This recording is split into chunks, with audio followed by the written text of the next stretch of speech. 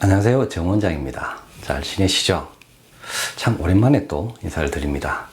밖에 날씨는 완전히 봄 날씨네요. 그런데 뭐 뉴스를 봐도 그렇고 신문을 봐도 그렇고 사회가 굉장히 어수선합니다. 그죠? 총선이야 뭐 정치적인 이슈니까 그렇다 치고 최근에 의료계와 정부가 강경하게 대치를 하면서 굉장히 큰 혼란을 겪고 있습니다.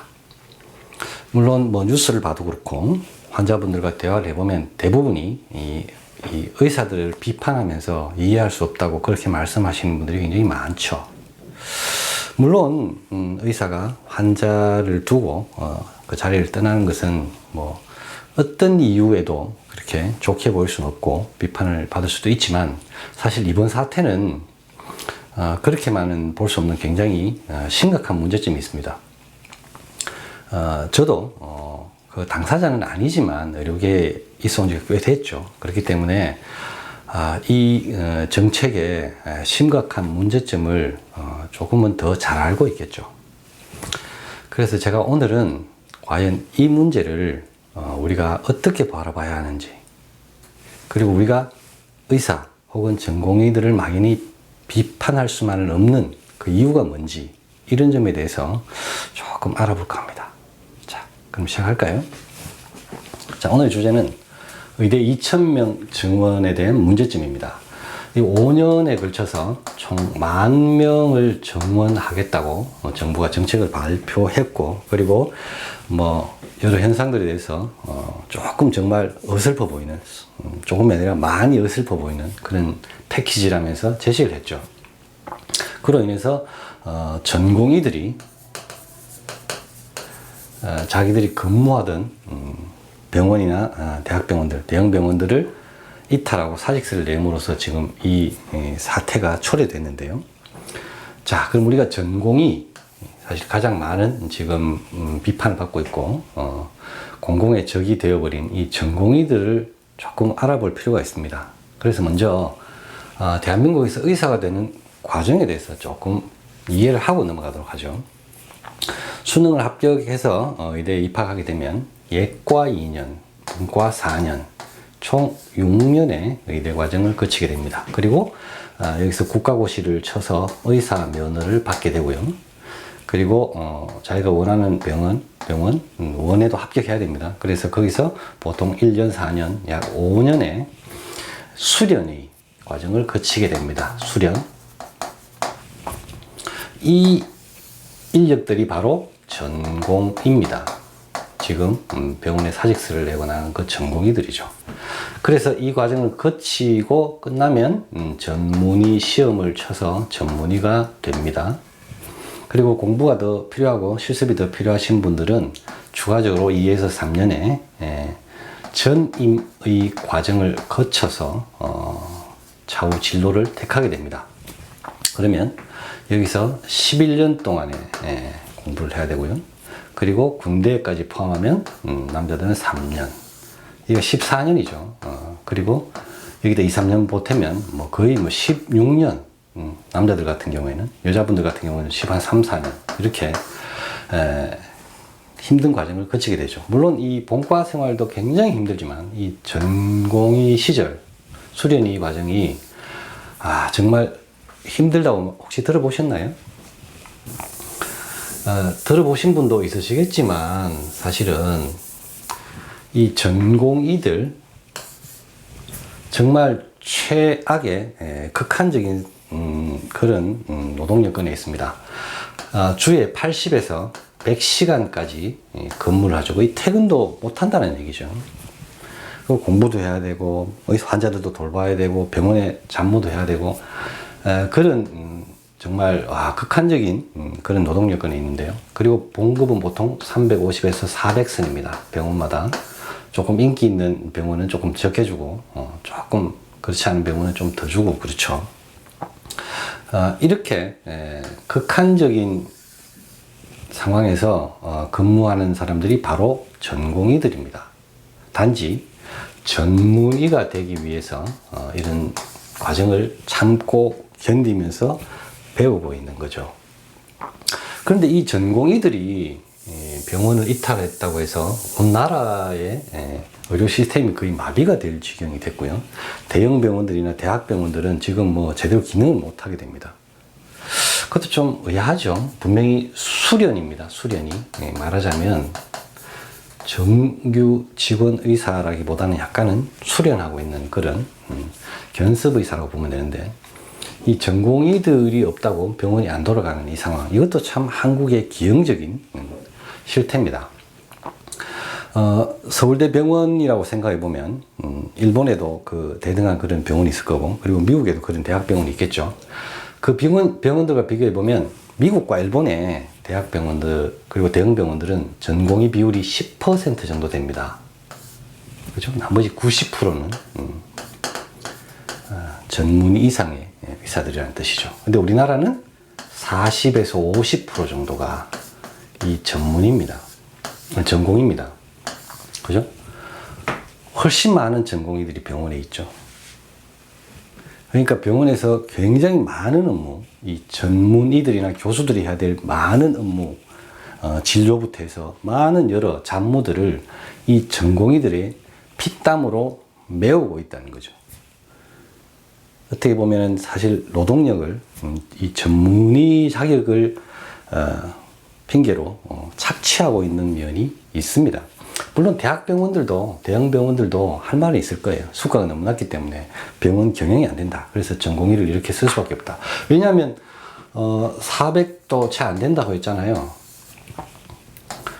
보통 전문의가 1000만 원은 다 넘어가고, 교수들은 뭐 조금 더 있으니까 보통 전문의를 한 명 쓰는 것보다 이 전공이 서너 명을 쓰는 게 더 비슷하겠죠. 훨씬 많은 일을 시킬 수 있고요. 그러니까 굉장히 낮은 비용으로 많은 인력들을 대형병원들이나 대학병원들은 쓸 수 있는 거죠. 만약에 의사로 보면, 전문 이상의 의사로 보면 굉장히 많은 비용을 지출하게 되겠죠. 그래서 이런 기형적인 형태가 만들어졌는데요.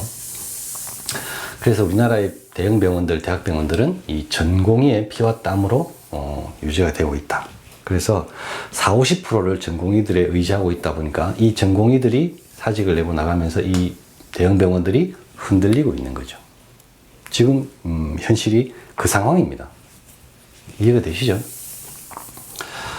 자, 근데 이 정부는 의대 2000명 정원, 5년 10,000명 정원을 제시하면서 이 필수 의료 기피 현상이라든가 지방 의료의 붕괴, 이런 문제점을 해소하기 위해서 이렇게 정원을 해야 된다라고 얘기를 했는데요. 그럼 과연 이게 효과가 있을까요? 제가 패키지도 보긴 봤는데 제 생각에는 효과가 거의 없다고 봐야 됩니다. 자, 그럼 왜 그럴까? 자, 필수 의료라고 하는 게 있습니다. 그죠? 가장 대표적으로는 응급부터 중증센터 이런 데 있죠. 그리고 그 다음에 외과, 흉부외과라든가 신경외과, 뇌수술이나 심장수술하는 이런 쪽, 그리고 요즘 문제가 되어 있는 소아과, 산부인과 이런 쪽이 있는데, 내과는 좀 덜하고요. 이런 쪽으로 지금 의사들이 안 가는 거죠. 근데 의사가 부족해서 안 가느냐? 그건 좀 다른 문제입니다. 지금 활동 의사가 11만 명 정도인데, 여기서 3만 명 정도가 어디 있냐면 피부, 미용, 그죠? 성형, 안과 이쪽으로 나가 있거든요. 이쪽은 계속 늘어나고 있습니다. 그죠? 근데 이쪽으로는 안 가죠. 그러니까 이 사람들만 이쪽으로 흡수가 돼도 넘치게 됩니다. 그죠? 근데 왜 이런 상황이 벌어졌을까요? 정말 사람이 부족해서 안 가느냐? 그건 말도 안 되는 얘기죠. 자, 응급부터 한번 볼까요? 응급실 아시죠? 우리나라는 소아하는데도 응급실 갑니다. 애가 열이 나도 응급실 갑니다. 그죠? 물론 부모 입장에서는 응급 상황이죠. 하지만 의료진에서 봤을 때는 이건 응급이 아니거든요. 모든 환자들이 빠른 처치를 받기 위해서 다 응급실로 몰려갑니다. 그래서 정작 진짜 응급한 분들 있잖아요. 급히 수술을 하거나 심폐소생을 해야 된다거나 굉장히 응급한 환자들은 오히려 제대로 처치를 못 받는 이런 현상이 우리나라에 벌어지고 있는데요. 그걸 또 응급실에서 안 받아주면 진료 거부라고 해서 고소하고 소리 지르고 멱살 잡고 욕하고, 이게 지금 우리나라 응급실 상황이거든요. 경제적으로도 굉장히 혜택을 못 받고 있는데 거의 뭐 24시간 밤낮 없이 근무해야 되고 그런 스트레스를 받아야 되고 고소까지 당하기도 하고 이런 상황이 되니까 누가 응급실로 근무하고 싶어 가겠어요. 그죠? 뭐 법적인 보호도 안 되는 부분이 지금까지 있었죠. 그리고 이 한국의 시스템 자체가 조금은 문제가 있습니다. 그러니까 당연히 이쪽으로 사람이 안 가고 중증도 마찬가지입니다. 대표적으로 그분 계시잖아요. 그죠? 육정 교수님 같은 분도 병원에서 굉장히 미운 오리 새끼잖아요. 그죠? 환자를 데려올 때마다 병원에 적자가 납니다. 그래서 오히려 병원에서 싫어합니다. 이 정말 이해할 수 없잖아요. 생명을 살리기 위해서 진짜 몸을 상하면서까지 근무하시는데 병원에서 싫어하는 미운 오리처럼 돼버린 거죠. 누가 가려고 하겠어요? 진짜 이국종 교수처럼 진짜 정신이 조금 진짜 과하게 사명감에 쩔어 계신 그런 분 아니면 버티기 힘든 상황이죠. 그리고 뭐 흉부나 신경외과 내수술 하시는 분들도 사실 수가가 비용을 받쳐주지 못합니다. 그래서 이쪽으로 안 가고 병원에서도 좋은 소리 못 듣는 거죠. 누가 가겠어요? 그리고 소아과 오픈런 때문에 말이 많았죠. 저도 소아 환자들을 가끔 봅니다. 재해서 오기도 하고 놀래서 오기도 하는데 성인보다 아마 진료비가 한 70~80% 밖에 안 나올 거예요, 수가가. 그런데 보통 소아과에서 소아 환자들이 올 때는 그 조금 예민해져 있는 부모님이 같이 오시잖아요. 거기다가 또 대화가 제대로 안 되니까 간호사 몇 명이 붙어서 무슨 처치를 해야 되고. 그러니까 수가도 낮은데 요즘 저출산으로 인해서 소아 환자들은 점점 줄어들고 있고 또 어른들처럼 뭐 수액을 맞으세요, 비싼 수액을 맞으세요 해서 비급여를 또 늘릴 수 있는 부분도 없고. 그러니까 소아과는 사실은 제 생각에는 한 60명 이상 안 보면, 그죠? 하루에 60명 이상 안 보면 경영이 안 될 것 같아요. 그러니까 망할 수밖에 없죠. 소아과가 망하니까 안 가는 겁니다. 돈 되면 가죠. 근데 아이들은 줄고 수가도 형편없이 낮고 이러니 누가 이 빚지면서 손해보면서 소아과에서 버틸 수 있겠어요? 병원 입장에서도 돈이 안 되죠. 그러니까 소아과를 없애거나 줄이는 거죠. 그래서 소아과가 지금 점점 줄어들고, 그래서 조금 인기 있는 소아과는 막 또 상대적으로 미어터지고 이런 상황이 벌어집니다. 이 근본적인 문제는 저출산과 이 수가 문제가 뿌리에 박혀 있는 거죠. 그리고 산부인과도 뭐 그렇잖아요. 요즘 결혼도 안 하고 출산 안 하니까 산부인과도 굉장히 위태위태하고, 그래서 자꾸 부인과 쪽에 그런 쪽으로 지금 자꾸 애를 쓰고 있죠.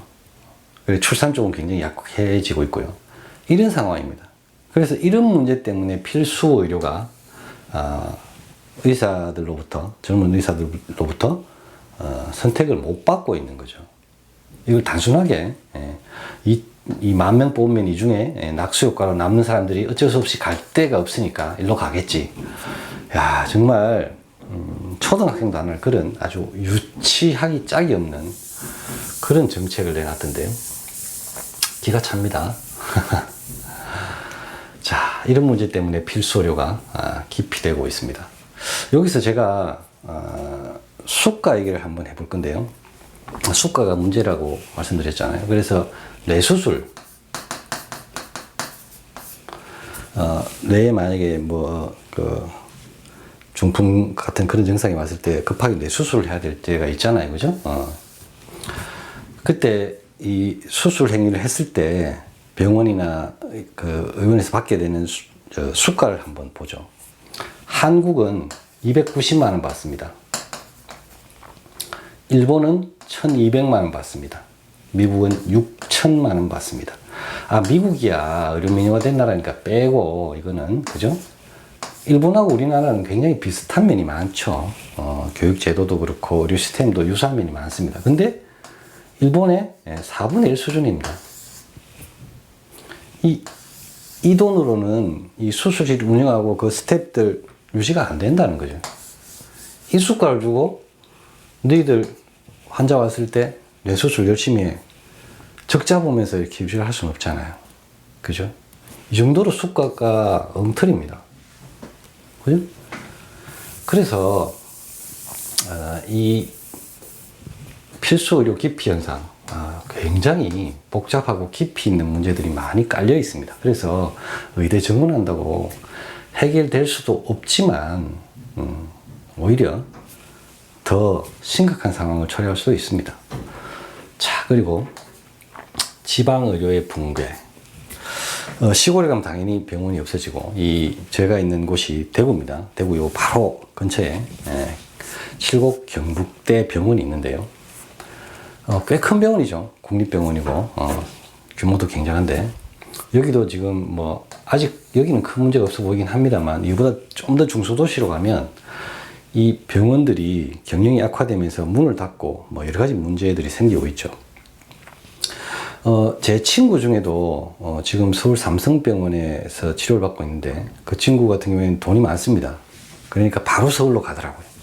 그리고 지방에서도 조금 여건이 되거나 뭔가 좀 이 지방의 의료 의사들을 조금 못하다고 생각하시는 그런 분들은 무조건 서울에 소위 말하는 빅5 병원으로 갑니다.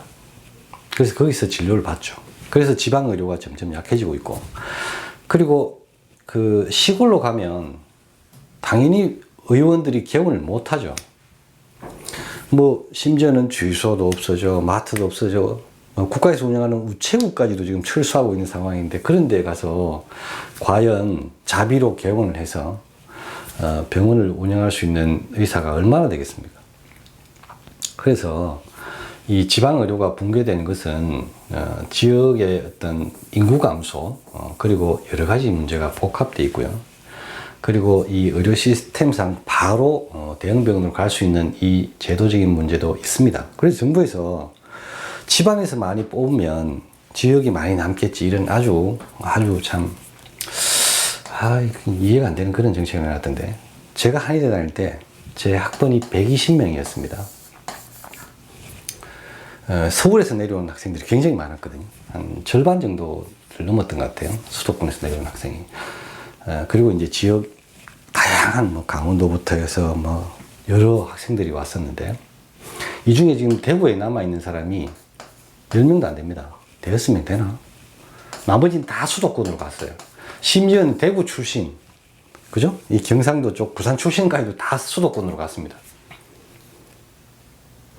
그러니까 지방에서 제주도에서 뽑는다고 제주도에서 남을 이유도 없고요. 남을 사람도 별로 없습니다. 그죠? 그렇기 때문에 이게 어디에서 뽑느냐는 큰 의미가 없습니다. 그래서 뭐 지역 대학에 뭐 정원을 곱하기 2해서 뭐 100명을 더 추가한다, 그 사람들이 여기 남아있으라는 보장이 있나요? 그죠? 다 수도권으로 갑니다.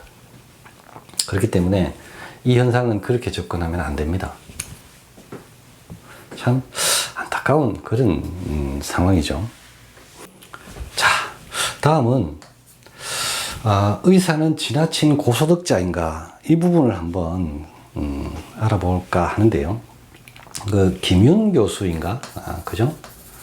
그 서울대 교수인가, 그분이 뭐 의사들의 연봉이 너무 높아서 비싸서 뭐 의사를 뽑기 어렵고 뭐 이런 얘기를 하셨더라고요. 의사들이 일반 직군에 비해서 평균을 내면 꽤 고소득인 건 맞는 것 같습니다. 한의사도 그렇게 나오죠. 근데 잘 들여다보면 조금 다른 문제가 있습니다. 의사들 중에 이 고소득자, 또 초고소득자들은 대부분 피부, 미용, 성형, 안과 이쪽에 있는 분들이죠. 그래서 그쪽에 인기가 막 많잖아요. 그분들 같은 경우는 아마 월 수억 버시는 분도 계실 거예요. 그죠? 그래서 평균을 내면 이렇게 많이 끌려 올라가게 되죠. 평균이. 그죠? 그래서 의사들이 굉장히 많이 고소득을 올리고 있는 것처럼 보이죠. 물론 개원의에서 이런 피부 미용 이쪽에 계신 분들은 고소득자인 건 맞습니다. 그런데 이 필수 의료 쪽에 계시거나 병원에 이렇게 근무하시는 분들은 사실 그 노력과 시간, 그런 데 비하면 사실 단순히 고소득자로 보기는 좀 어려운 측면이 있고요. 그리고 그분들이 가지고 있는 기술이나 이런 걸 생각하면 무작정 고소득자니까 좀 많이 버는데 왜 저래, 이렇게 보시는 거는 좀 문제가 있습니다. 한의계도 마찬가지입니다. 제 아는 동생, 저 경기도에 있어 한의원 하고 있는 그 원장 같은 경우에는 월 억 이상을 아마 벌 겁니다. 그래서 2억 5천이 넘는 3억 가까이 되는 차를 타고 다니는데요. 이렇게 잘 나가는 의사, 잘 나가는 한의사 있습니다. 하지만 그게 뭐 대부분의 의사나 한의사는 아니죠. 여기서 제가 재미삼아 제 한의원 상황을 조금 말씀드릴게요. 몇 년 전에 제 동네 친구가 묻더라고요, 저한테. 근데 하루에 환자 몇 명쯤 와? 그래서 한 20명 정도 평균 온다 그랬거든요. 그러니까 한 사람 치료하면 얼마 정도 수입이 생겨? 그래서 한 2만 원에서 2만 5천 원 정도 수입이 들어온다. 그러니까 곱하기를 합니다. 그래서 하루에는 40에서 50 정도 버니까 25일 근무하면 그러니까 1000에서 뭐 한 1200 정도 버는 거죠. 이야, 많이 버네. 이렇게 얘기하더라고요. 그래서 제가 그냥 웃고 말았는데요. 제 한의원의 한 달 경비가 월세 300, 관리비 100만 원 넘습니다. 거기다 간호사 2명 쓰면 인건비 한 600 들어갑니다. 거기다가 뭐 각종 소모품이나 여러 가지 하면 최소 이 정도 들거든요. 그러면 1000 한 2, 300 들어갑니다. 매달. 그죠? 이런 상황이거든요. 그래서 이렇게 말씀하실 수 있죠. 야, 그 네가 못해서 이 환자가 적은 거잖아. 물론 뭐 제가 환자를 그렇게 많이 모으지 못한 제 실력 문제도 있겠죠. 근데 대구 평균이 15명이 안 됩니다. 10명 초반인데도 많아요. 그래서 지금 한의계에서는 이걸 올려보려고 굉장히 아등바등 애를 쓰고 있죠. 여기서 이제 부항도 하고, ICT, 텐스, 뭐, 추나도 하고, 이렇게 해서 뭐, 급여와 비급여 이쪽을 어떻게든 올려서 이 매출을 올리려고 굉장히 애를 쓰고 있습니다. 그런 상황이죠. 그렇기 때문에 이 의료계가, 보이는 그런 측면보다 훨씬 더 경비도 많이 들고 유지비도 많이 듭니다. 그래서 의사들 중에도 신용불량자도 꽤 있고요. 폐업하고 망한 분들도 꽤 많습니다. 그리고 뭐 심지어는 어려워서 극단적인 선택하시는 분도 계시고요. 그리고 뭐 한의사들 중에도 신용불량자라든가 망하고 폐업한 분들도 있습니다. 물론 그 사람들이 실력이 없어서 그렇지 이렇게 말씀하실 수도 있는데 실력 이외에 이런 환경적인 측면도 꽤 많이 작용합니다. 그래서 의사를 이제 뭐 막연히 고소득자라고 부르던 그런 시대는 지났고요.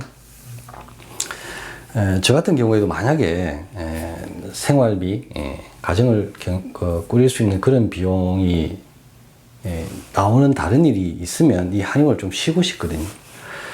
예, 뭐 당연히 스트레스 없는 직업은 없지만 꽤 많은 스트레스를 받고 여러 가지 어려움이 있기 때문에 정말 조금 더 다른 방법이 있으면 굳이 이 병원을 해야 될까?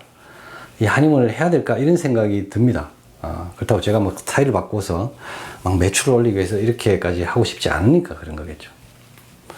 그래서 이 의사들을 막연히 고소득자, 돈 많이 버는 사람, 기득권 이렇게 보시는 것은 조금 문제가 있고요. 이분들은 그렇게 많이 고소득자라고 보기엔 좀 어렵습니다.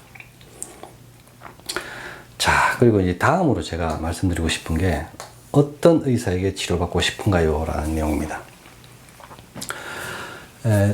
예전에 이국종 교수가 나오는 다큐멘터리를 봤더니 이분이 그 싱가포르의 의료 상황을 설명을 해주더라고요. 거기 보니까 뭐 뇌신경 수술하는 사람, 그러니까 그 신경외과, 그리고 뭐 심장 수술하시는 분, 흉부외과 이런 쪽, 그러니까 생명이 위태로운 그런 상황에서 응급수술을 하시는 이런 의사분들은 하루에 한 건밖에 수술이 안 됩니다. 더 하면 안 됩니다. 그리고 일주일에도 딱 제한되어 있습니다. 횟수가.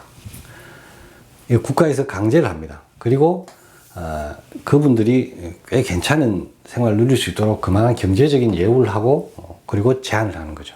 그래서 이분들은 수술이 없는 시간에는 자기 컨디션 관리합니다. 왜?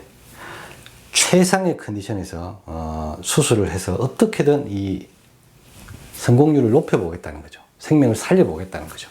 그래서 그만한 예우를 하면서 최상의 컨디션을 유지할 수 있도록 제도적으로 뒷받침하고 있는 거죠, 싱가포르는. 근데 여러분들 이국종 교수는 많이 아시잖아요. 뭐 환자 데려와서 수술하면 병원에서 싫은 소리 듣고, 병원에서는 적자가 나고, 그리고 사람이 안 들어와서 혼자서 거의 뭐 24시간 계속 그 중증 응급 상황을 맞아야 되고, 그러니까 항상 피로에 쩔어 있고, 그리고 컨디션이 너무 안 좋아서 이 시력도 잃어가고 있고, 진짜 초인적인 그런 진료를 하고 계시잖아요. 물론 그 부분에 실력은 출중하시지만, 만약에 그분이 정말 이런 좋은 여건에서 좋은 컨디션에서 수술하실 때와 정말 피로에 지치고 열악한 환경에서 수술하실 때 어디가 더 성공률이 높겠어요? 그리고 여러분들이 가족은 어떤 상황에 어떤 의사에게 맡기고 싶으세요? 그죠?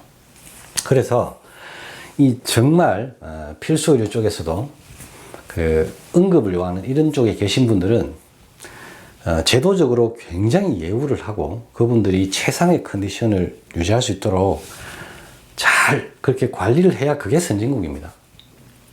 그런 의사를 만나고 싶잖아요. 근데 그런 예우를 안 해주고 있잖아요. 오히려 내쫓고 있죠. 응급실에 있던 의사들이 도저히 못하겠다 해서 나가서 그냥 개원해버리고.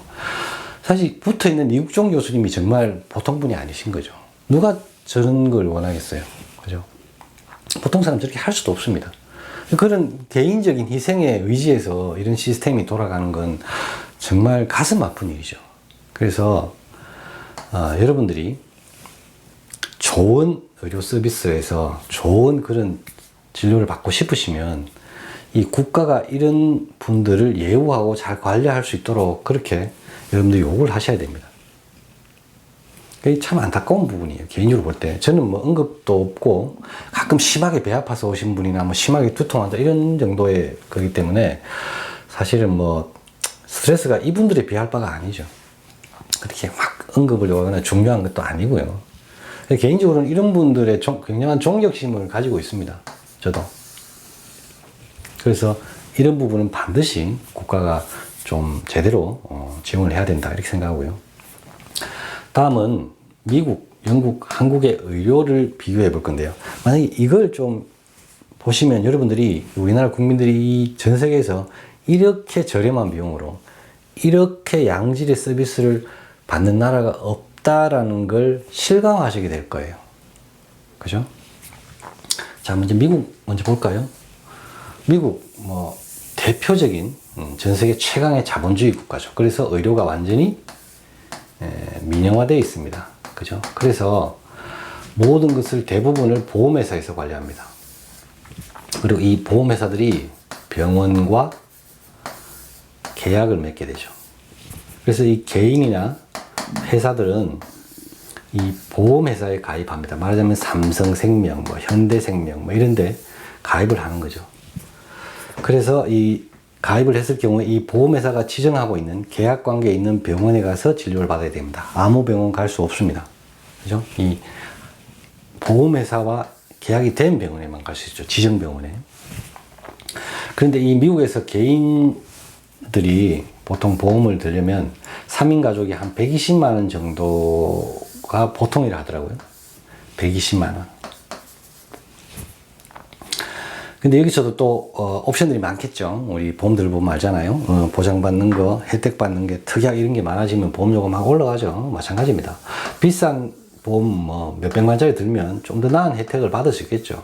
그죠? 좀 더 나은 병원에서, 좀 더 나은 병실에서, 좀 더 유명한 의사에게 받을 수 있겠죠. 근데 이게 안 되면, 보험이 없으면 정말 비참해집니다. 그래서 뭐 사소하다고 생각할 수 있는 그런 두통이나 통증 뭐 이런 건 대부분 편의점에 가서 약으로 복용하고 끝내죠. 그래서 미국에 진통제 과다 복용으로 사망하는 환자가 1년에 상당히 많습니다.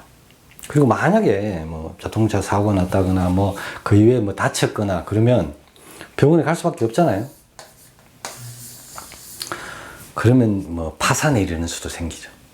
아예 뭐 재산을 다 털어넣을 수도 있습니다. 맹장님이 몇 천만 원 한다니까 뭐 갑자기 그 돈이 나오겠어요. 그죠? 근데 뭐 병원에 가야 되고 그렇게 미국에서 개인 파산 중에 상당 부분, 그리고 노후 파산의 상당 부분 이상이 이 의료비 때문입니다. 의료비. 그게 미국입니다. 돈 있는 사람들은 훨씬 좋은 서비스를 잘 받을 수 있지만 돈이 없는 사람들은 진짜 비참한 생활을 해야 되고, 보험에 들 수 없는 사람들은 진짜 기본 인간적인 그런 혜택을 받을 수 없는 것이 미국입니다. 의료 민영화가 되면 이렇게 됩니다. 그걸 잘 볼 수 있죠, 미국에서. 그죠? 자, 그럼 영국을 한번 볼까요? 영국은 NHS라고 해서 내셔널 헬스 서비스라고 해서 국가에서 대부분을 보장해 줍니다. 근데 우리나라와 비슷한 듯 하지만 굉장히 제한적이고 타이트합니다. 자, 개인이 의사를 만나러 갑니다. GP라고 해서 일반이 만나서 주치의로 이렇게 등록을 하고 진료를 받게 되는데요. 가면 바로 만날 수 있느냐? 없습니다. 접수하고요. 예약을 하고 한 일주일이나 2주일 후에 GP를 만납니다. 그래서 처치를 받아요. 근데 이 영국의 의사들은 거의 국가에서 교육도 다 시켜주고 마치 공무원 비슷합니다. 그래서 막 적극적으로 어떻게 돈을 벌려고 하지도 않고 막 적극적으로 처치하잖아요. 그냥 최소한만 하는 거죠. 최소한. 국가에서 하는 거니까. 그래서 이 GP를 만났는데 조금 더 나은 진료를 받고 싶어. 그러면 이 GP를 통해서 추천을 받아서 전문의를 만나게 됩니다. 추천서를 가지고 말이죠. 전문의를 만나러 가면 또 접수합니다. 접수하고 예약하고 또 일주일 이상 후에 전문의를 만나죠. 근데 전문의한테 진료를 받고 몇 번 받았는데도 그렇게 썩 효과가 나는 것 같지 않아. 그래서 더 나은 상급 병원으로 가려면 또 전문의를 통해서 가서 예약하고 이렇게 또 한 달 후에 만날 수 있죠. 그래서 이 과정이 굉장히 깁니다. 심하게는 기다리다가 죽겠다 이런 말이 나오죠. 엄청난 예약이 밀려 있습니다. 이게 영국의 시스템이거든요. 근데 빨리 받을 수 있는 방법이 있습니다. 그래서 개인이 나는 지금 굉장히 불편해서 빨리 진료를 받고 싶어. 그래서 난 바로 전문의를 만나겠어. 그럼 이건 다 프라이빗으로 해서 국가의 보장을 못 받고 사비로 해야 됩니다. 사비로. 근데 이 사비가 우리나라의 5배 이상입니다. 그리고 병원도 그렇습니다. 가서 사비로 받으면 바로 빠르게 받을 수 있습니다. 근데 굉장히 고비용을 지출해야 되죠. 그래서 이 전문의들도 NHS를 통해서 왔느냐와 사비로 왔느냐에 따라서 대우가 달라집니다. 이건 사비로 온 건 자기들 수입이 되니까요. 바로바로 봐줍니다. 그리고 적극적으로 진료를 하죠. 이게 바로 영국입니다. 그래서 영국의 의사들이, 독일 의사들이 의사들을 더 뽑아달라고 했다. 근데 우리나라는 왜 못 뽑게 하느냐. 얘네들 공무원입니다. 공무원 거의. 그래서 하루 10명을 보나, 하루 20명을 보나, 5명을 보나 비슷하죠. 수입은. 그럼 많이 보고 싶겠어요? 예약도 최대한 루즈하게 하면서 천천히 진료하려고 하겠죠. 그렇다고 돈이 더 나오는 것도 아니고 수입이 특별히 더 생기는 것도 아니잖아요. 그럼 편하게 하고 싶잖아요. 그래서 30분씩 상담하고 일주일 후에 오세요, 2주일 후에 오세요 이렇게 되는 거죠. 그래서 이 사람들은 업무가 힘들다고, 하루 10명 보는 것도 힘들다고 의사 더 뽑아달라고 막 이렇게 아우성입니다. 그래서 거기서는 거기 의사들은 더 뽑아달라는데 한국의 의사들은 왜 저러냐 이렇게 생각하시는데 그건 몰라서 그러신 거예요. 이게 영국이고요.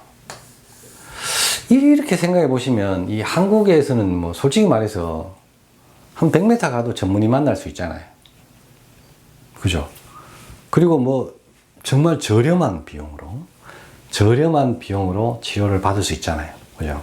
65세 이상은 거의 1,900원에서 2,500원만 내면 어디 가서든 내 마음대로 진료를 받을 수 있죠. 여기서 제가 한의사니까 한의학적인 얘기를 좀 해볼까요? 제가 아주 친한 동생이 이제 여름에 캐나다로 이민을 갑니다. 당연히 한의사죠. 이 미국, 예전에 제 환자분 중에 미국의 교포분이 친정이 여기라서 귀국을 하시면 계속 저에게 침 맞으러 오셨었거든요. 그분이 저에게 침을 맞으시고는 원장님 미국 가서 병원 해보세요. 그러면 굉장히 돈 많이 버실 거예요. 막 계속 얘기를 하더라고요. 그래서 제가 여쭤봤죠. 미국에서 침 맞는 건 어떤지 물어보니까 이분이 이제 침에 대해서 좀 호감이 있어서 자기 지역에 있는 침 놓는 곳은 거의 다 다녀봤대요. 99.9%는 중의사입니다. 중의사인데 비용이 어떻게 되느냐. 지역마다 다릅니다. 30에서 70만 원 사이에서 형성되어 있는데 아무래도 민간 보험과 계약을 하기 때문에 그렇겠죠. 그래서 보통 한 50만 원 선입니다. 라스베가스는 70 정도 가고 조금 좀 소득 수준이 낮은 동네에서는 30만 원 뭐 이 정도라고 하더라고요. 그래서 한 번 치면 데 이 정도입니다. 50만 원. 보험이 되면 보험회사에서 좀 나올 거고 개인이 내면 개인이 50만 원을 내고 치면 맞아야 돼요. 그에 비하면 한국은 어떤지 아시잖아요. 그러니까 저보고 미국 가서 그냥 집 놓으시죠. 한의원 하시죠. 이렇게 계속 말씀을 하시더라고요. 그분이 생각나네요. 그리고 영국은 침을 한 번 맞는데 초지는 11만 원 정도, 재지는 한 9만 원. 여기다 약 조금 드리면 보통 한 12, 3만 원 나옵니다. 영국, 캐나다도 그렇고요. 근데 한국은 말씀드렸죠. 저처럼 침뜸만 하는 원장, 65세 이상은 19,990원 수입입니다. 그죠? 여기다가 카드도 하시면 또 9원대이죠. 그리고 이제 65세 이하는 보통 25,000원에서 3만원 선입니다. 참 뭐 꼭 돈을 많이 벌고 싶어서 수가가 너무 낮다 이런 얘기를 하는 게 아니고요. 최소한 조금 마음 편하게 좀 그래도 공부한 보람을 느끼면서 진료를 할 정도 수가도 안 된다는 거죠. 그죠? 아까 말씀드렸지만 제가 뭐 실력이 없어서 환자를 못 모아서 그렇다고 말씀하실 수도 있는데 제가 대구 평균보다는 더 위에 있고요. 그리고 한의사들도 계속 나오고 있는 상태에서 계속 인구는 줄고 있기 때문에 이 상황에서 더 좋아지리라는 보장은 별로 없습니다. 그래서 저도 뭐 자꾸 딴 생각을 하게 되는 거죠. 그래서 여러분들이 아셔야 될 거는 이 한국이 사실은 의사들의 상당 부분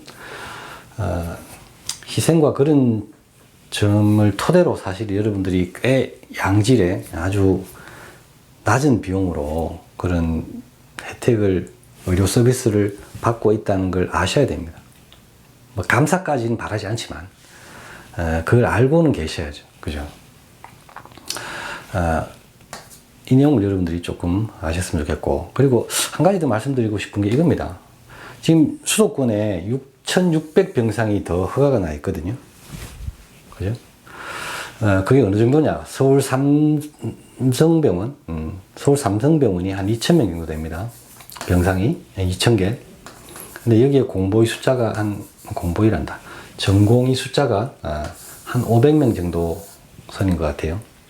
그럼 6,600병상을 더 병원들이 늘린다. 그러면 꽤 많은 의사와 전공의들이 필요하겠죠. 피땀을 흘려서 이 병원을 돌려줄 전공의들이 필요하겠죠.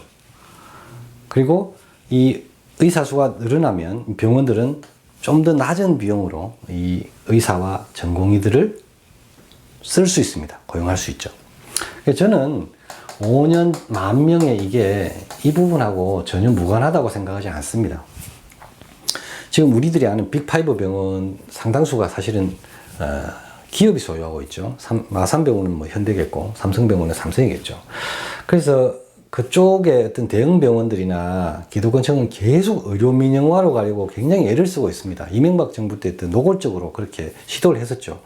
그렇게 이제 보험사를 소유한 대기업들은 이 의료 민영화로 가면 정말 돈을 끌게 됩니다. 미국처럼 그렇게 사람들을 파산시키면서 돈을 끌어모으게 되죠. 그리고 의사들은 사실은 상당수 의사들은 이 의료 민영화가 되면 나쁠 것이 별로 없습니다. 여러분들이 잘 모르시는데 미국에 스타 의사들이 있거든요. 그 수술 잘하고 유명한 그런 의사들은 연봉이 아마 뭐 10억 단위 넘어가는 분들 계실 거예요. 병원에서 그분들을 스카우트 하는 겁니다. 정말 성공률 높고 수술 잘하고 이런 분들은 거의 스타 의사들입니다. 그래서 굉장히 높은 그런 그 혜택을 누리고 있죠. 그래서 미국에서는 지금도 그런 신경외과라든가 그런 흉부외과 이런 쪽 수술을 담당하고 굉장히 큰 수술을 하시는 의사들은 굉장히 인기가 높습니다. 왜냐하면 사회적으로 굉장히 금전적으로 자본주의 사회에서 큰 혜택을 받으면서 막 스카우트 당하고 이러니까요. 그쪽엔 인기가 항상 넘칩니다. 그래서 우수한 인재들이 가게 되죠. 솜씨 좋은 사람들이. 거기서 또 더 경쟁이 치열하니까 실력은 더 발달하고 있고요. 그런 식으로 미국은 의사들이 굉장히 좋은 지위를 누리고 있거든요. 아마 소득 비교해보면 우리나라보다 훨씬 높을 거예요. 그런 걸 생각해보면 이 정부가 내놓은 정책이 사실 의도가 정치적인 의도도 뭐 있는지 모르겠지만 이것만 보더라도 다분히 조금 좋게 보이지도 않고요.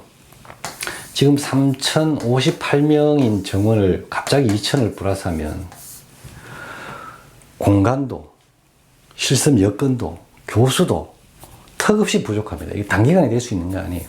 뭐 현장에 일할 사람 2,000명 뽑아라 이런 상황이 아닙니다. 그리고 이 파급력은 미래에 나타나게 되고요. 그리고 이렇게 의료인들 많이 뽑으면 어떤 식으로든 간에 국가 보건 재정이 더 들어갈 수밖에 없고 과잉진료를 비롯한 그런 일들이 생기면서 국민들에게 의료비 부담을 줄 수밖에 없습니다. 그래서 이 정책은 사실은 좀 너무나 충격적이고 정말 이해할 수도 없고 이해하려고 노력해도 도저히 용납할 수 없는 그런 정책이거든요. 그래서 의사들이 단순히 밥그릇 지키기 위해서 그렇게 저런 행동을 한다라고 생각하시는 것은 이번은 좀 아닙니다. 예전에는 좀 그랬던 면이 있어요. 저도 그래서 비판적이었는데 이번은 저도 사실은 이 정책은 좀 말리고 싶거든요. 그래서 제가 조금 한의사 입장에서 이런 내용을 설명을 드리고 있는데요.